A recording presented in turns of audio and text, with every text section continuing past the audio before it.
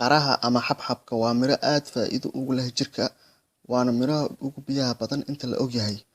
Waxaana lagu qiyaasaa boqolkiiba 92 inuu yahay biyo. Saas ay tahay, waxaa ku jira nafaqo kala duwan oo jirka uusan ka maarmin, kuwaasoo kala ah fitamiin A, B6, C, E iyo borotiinno kala duwan. Waxaa kaloo qaraha ku jira macdanta loo yaqaano potassium-ka oo unug walba oo jirka ka mid ah uu u baahan yahay. Qaraha kuma jiro wax dufan ah, waxaana ku yartahay maadada carbohydrate-ka, sidaas awgeed laguma tiriyo miraha lagu cayilo. Caafimaadka iyo qaraha ama xabxabka. Caafimaadka wadnaha. Qaraha wuxuu yareeyaa halista wadne qabadka iyo unugyada murqaha wadnaha in ay duqoobaan. Waxa uu kaloo ka hortagaa xididada wadnaha ee subag ama dufan ku samaysmaan. Qoraal lagu daawacay joornaal dhiigkarka ee kasoo baxa wadanka Mareykanka, waxay cilmi-baarayaashu kusoo bandhigeen in qaraha uu yareeyo cadaadiska dhiigga ku dhaca dadka burburan. Qodobka kale, ka hortagga caabuqa.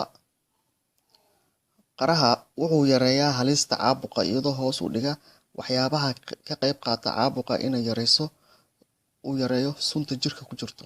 Sidaa awgeed, dhakhaatiirtu waxay ku talisaa dadka qaba xanuunada riixa, rheumatism-ka, murqa xanuunka iyo inay badsadaan cunista iyo cabista qaraha.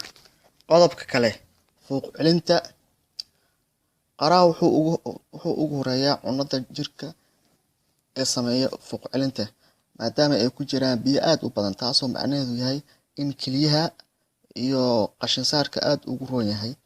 Waxaa kaloo loo adeegsadaa quruuraxa yaryar ee kelyaha ku jira ama kaadi-mareenka ku jiro inuu soo saaro, wuxuuna ka hortagaa suuxdinta kuleylka. Dheefshiidka iyo qaraha.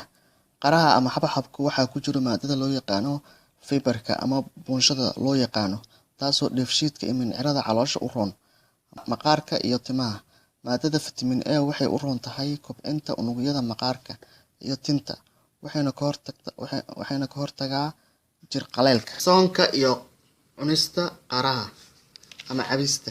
Faa'iidooyinka kor ku xusan awgood, qaraha waxaa lagu xisaabiyaa miraha ugu horeeya haddii la heli karo lagu afuro ay fiican tahay, iyadoo ugu wacan tahay qodobka koowaad, qaraha oo oonka u roon iyo fuuq celinta. 2.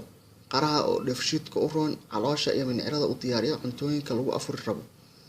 Qaraha oo qulqulka dhiigga kordhiya, taasoo qofka ka heli karo nashaad iyo firfircooni, qaas ahaan salaada taraawiixda. Qodobka 4. Qaraha oo leh faa'iidooyin nafaqo jirka u baahan yahay.